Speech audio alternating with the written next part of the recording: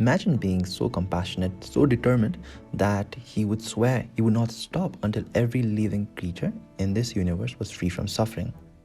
Being so cool that when the weight of the world shattered him, literally, he came back stronger, with 11 heads and 1,000 arms, ready to help anyone in need.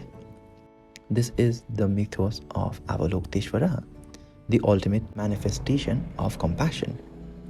But how did we get from being just another spiritual seeker to being one of the most revered figures in Buddhist history? Well, let's break it down. He started as a humble seeker, a bodhisattva, just trying to figure out life's biggest question: how do we truly end suffering? According to tradition, Avalokiteshvara was born into nobility, possibly a prince, but basically he had everything he could have ever wanted. But instead of choosing a life full of luxury, he decided to walk the spiritual path. Avalokiteshvara didn't just aim for enlightenment like most people do in Buddhism. He took it to several lengths. He didn't just want enlightenment just for himself. He wanted to save everyone. Now, imagine the sheer scale of that promise. Avalokiteshvara was determined to help every single being in this universe. This be humans, animals, spirits, you name it. But as time passed by, he started to feel the crushing weight of his mission. He looked around and he saw suffering everywhere. War, disease, death. It was endless. And for a moment, he doubted himself. And that's when it happened. His body literally shattered into 1,000 pieces. Enter Amitabha, the Buddha of infinite light. Seeing Avalokiteshvara's struggle, Amitabha didn't just fix him up. He gave him a complete glow-up. When Avalokiteshvara came back, he wasn't just the same.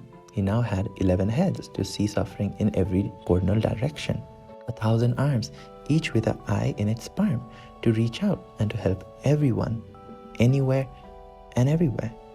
Basically, he became the ultimate multitasker of compassion. And this isn't just for show.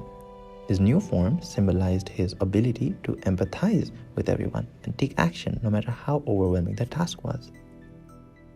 Avalokiteshvara just did not stop there. He became a guiding light across cultures. In Tibet, his Chenrezig, protector of all Tibetan people. The Dalai Lama, well, he's basically a living reincarnation of Avalokiteshvara. In China, he evolved into Guanyin, often depicted as a motherly goddess of mercy. And in Japan, he's known as Kannon, inspiring millions with his messages of compassion. From ancient scriptures to modern mindful practices, Avalokiteshvara's influence is everywhere. He is the spiritual equivalent of a motivational speaker, reminding us that no matter how tough things can get, we can always choose compassion. So, what can we learn from this guy? Well, for starters, he shows us that the true strength comes from helping others, even when the odds feel impossible. His story isn't just about being selfless, it's about resilience. When life breaks you down into 1,000 pieces, you gotta come back stronger. And while we might not have 11 heads or 1,000 arms, we can channel our inner compassion by choosing kindness in our everyday lives. Because at the end of the day, compassion isn't just for bodhisattvas, it's for all of us.